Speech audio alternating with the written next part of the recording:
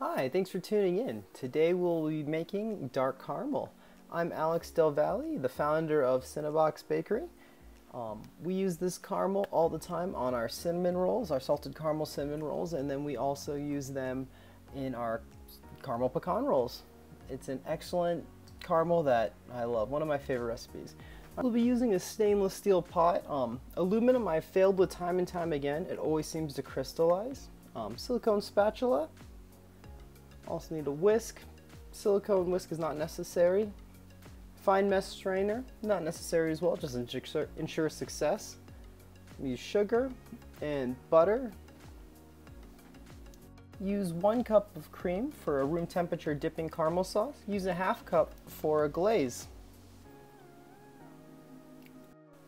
In traditional caramel, you bring the sugar, just the sugar, and water if you choose to use it, which isn't 100% necessary, to caramelization.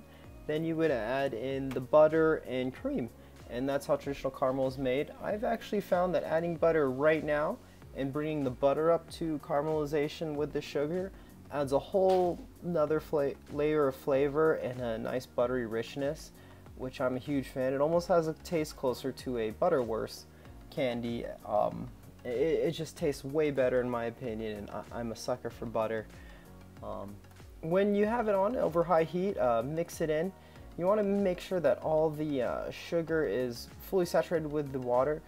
When the sugar isn't fully saturated with the water, it actually will caramelize under your whole mix, and it'll actually start burning and smoking before the rest of your sugar has even gotten close to a boil.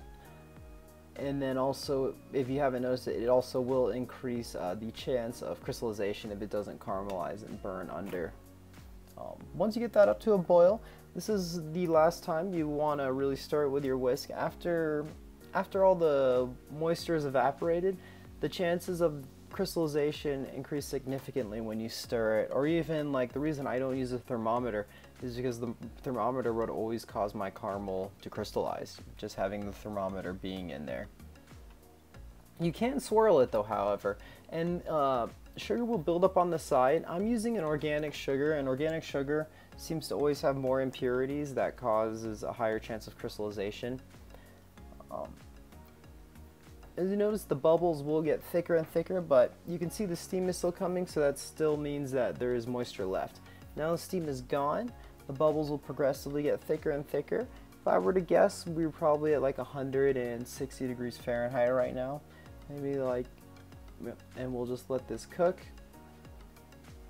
Just keep an eye out. You should see your bubbles are really clear and shiny. If you start seeing crystals forming, that means your caramel is crystallizing. And as you can see, our color is starting to change. It happens relatively quick after all the moisture is gone, and you can see it is changing colors. And this is why I don't like thermometers, because where it is caramelized, that probably is reading about 327 degrees, so that would be the temperature of caramel. But as you notice in the right, it's a very light caramel. You could pour in your cream right now, and that would have you caramel, but it'll be a light caramel. We're making dark caramel today. Light caramel is good, but it's just not nearly as flavorful as dark caramel.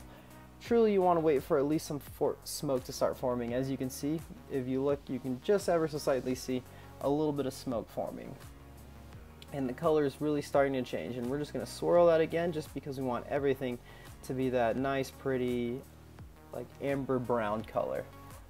Also, when the caramel starts getting really close to being ready, the bubbles will actually start to subside a little bit, and the bubbles will come down. So that is another indicator. I would really highly recommend one of these days just pushing caramel as far as you can, even until it's burnt, because you can know how far you can truly push it before it burns. The closer you get to burning, the more flavor you're going to get out of the caramel. And by adding salt to that caramel, it actually will hedge your burning, because the salt molecules block the bitter receptors on your tongue, and it releases more flavors. But you can only get away with so much. And as you can see, it has changed. The bubbles have started. This is the most dangerous part. Pouring in the caramel, it will go absolutely crazy. And I have had a piece of molten caramel get me on the arm. It completely suck over my whole arm. It's like liquid lava. It's like a hot glue gun or something. It's not like water. It's thick, syrupy, and it's like 300 and some degrees. So very, very painful.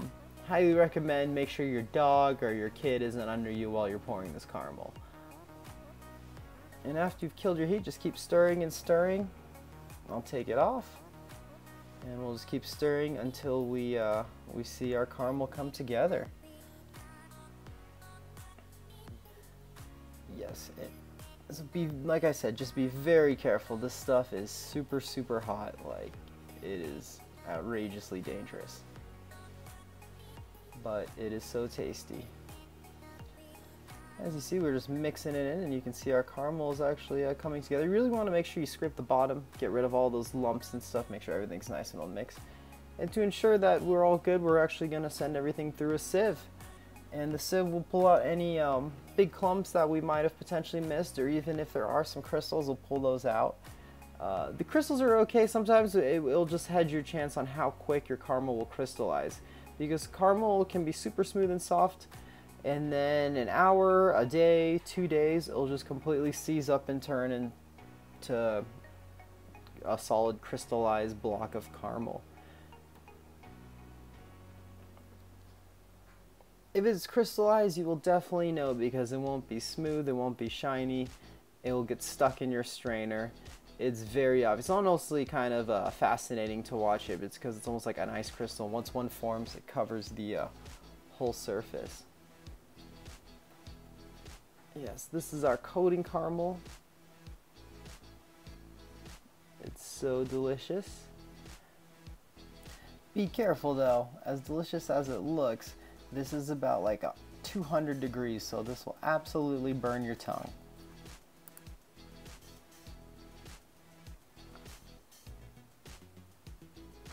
When it's still hot like this, now is the time when you would want to coat your, if you were doing caramel apples, or like we would coat our cinnamon rolls.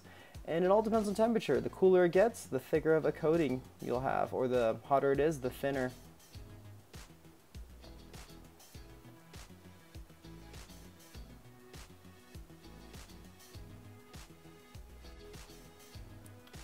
We added another half cup to that caramel we just made, so it is now dipping caramel, which is great at room temperature. If you want to have a cold sauce, just add another half cup, so 1.5 cups altogether. Thank you so much for watching this video. I hope you enjoy this recipe as much as we do. Yeah, have a nice day.